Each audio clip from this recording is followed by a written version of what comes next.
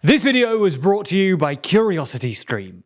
Over the last few weeks, there have been multiple articles suggesting that NATO and the West are running out of weapons to send to the Ukraine. CNN ran an article last week citing 3 US military officials where they claimed that the US was running low on certain stockpiles. Now, this isn't a new phenomenon. We've seen reports like this every couple of weeks since the war began. But it's nonetheless true that as time goes on and the war becomes increasingly attritional, Ukraine's demand for Western weapons will increase. So in this video, we're going to take a look at whether the West is really running out of weapons to send to Ukraine, and if so, what they should do about it.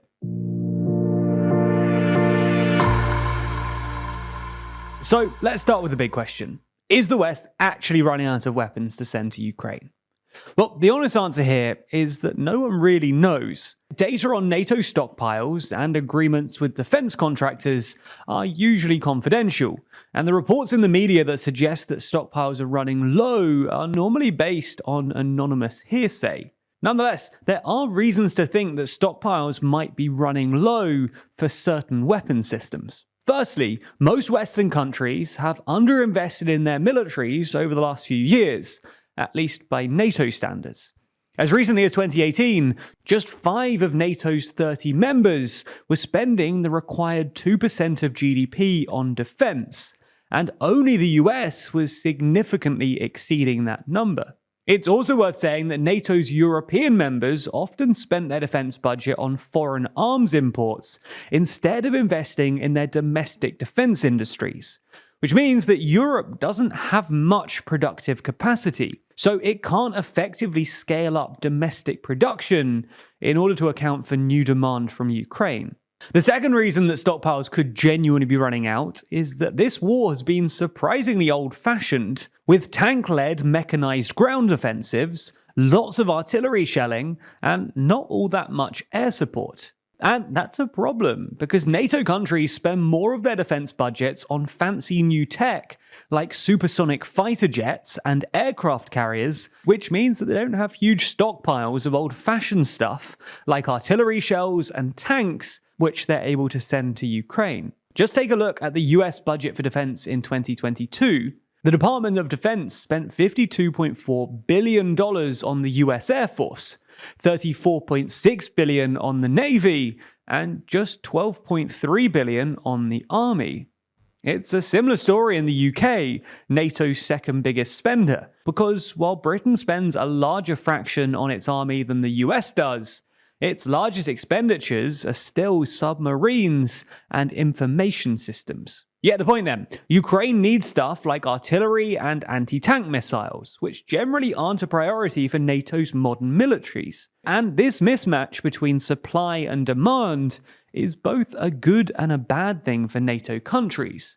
It's good insofar as it means that NATO's own military capacity isn't being significantly undermined, because that's more determined by submarines and fighter jets than artillery shells. But it's bad because, well, NATO doesn't have enough artillery shells for Ukraine. The Ukrainians actually ran out of 152mm Soviet standard artillery shells pretty early on in the war, and promptly moved on to 155mm shells preferred by the US. But thanks to the important role that artillery plays in Ukraine, Ukrainians are actually burning through 155s way faster than the US can actually replace them. And according to US procurement expert, the Ukrainians use the equivalent of America's annual production of 155s in less than 2 weeks. The other 2 things that the West is running low on are portable anti-vehicle missiles and HIMARS. Portable anti-vehicle missiles, especially Javelin anti-tank missiles and Stinger anti-aircraft missiles, have made a massive difference in Ukraine. When the war began, Russia had about 13,000 tanks, about 6 times as many as Ukraine.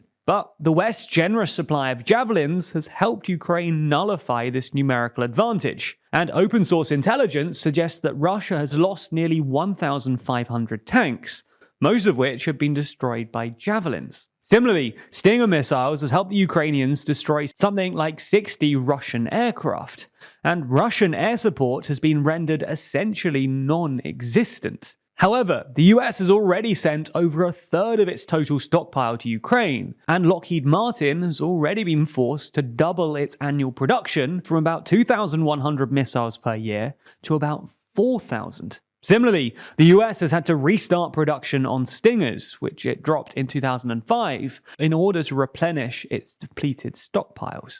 Finally, the last thing that the West is running low on is the M142 High Mobility Artillery Rocket System, or HIMARS. As things stand, the US has given Ukraine 16 HIMARS systems, and is on track to deliver 4 more, while the UK and Germany have sent them a further 10 older HIMARS systems, known as M270s. Again, no one knows quite how many HIMARS systems the US has, or how many rockets it has.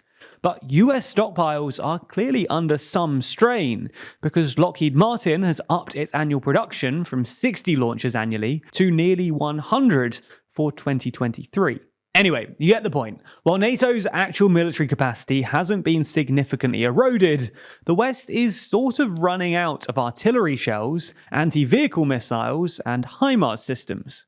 So what should they do about it? Well, the only real option is what the US is currently doing: ramp up production. This will obviously be expensive in the short term. Inflation and supply chain issues, especially with stuff like microchips, mean that arms manufacturing is more expensive than it was a year or so ago. It's also worth saying that arms manufacturers are businesses like any others, so they're reluctant to invest in increasing capacity without a guarantee for future sales, which means that national governments will have to commit to expensive long-term contracts if they want to actually increase production capacity. Nonetheless, cutting support to Ukraine isn't really politically feasible either, given A, how much Western governments have already committed, and B, the transatlantic consensus is in favor for continuing support. Ultimately, this is just a reminder that the heightened risk of war, not just in Ukraine but across the world more generally, is expensive. A higher risk of war means more military spending, which means a smaller peace dividend. This marks the reversal of a historic trend in developed countries. For example, European defense spending fell from about 4% of GDP in the 1960s down to about 1.5% of GDP in the 2010s. And European governments use this newfound fiscal space, this peace dividend, to increase spending on nice things like health and education. So, as defense spending increases to match the heightened risk of war, that peace dividend evaporates and cost of living falls accordingly. Now, that's clearly a risk specifically in and surrounding Ukraine, but this issue of sovereignty and fiscal stability goes a lot further. That's because other regions like South Ossetia and Transnistria seemingly actively want to join Russia and are keen for a Putin takeover. And we actually covered this in a brand new video exclusively on Nebula, all about South Ossetia, the region's history, their relationship with Russia, and if a referendum could see them willingly joining Russia.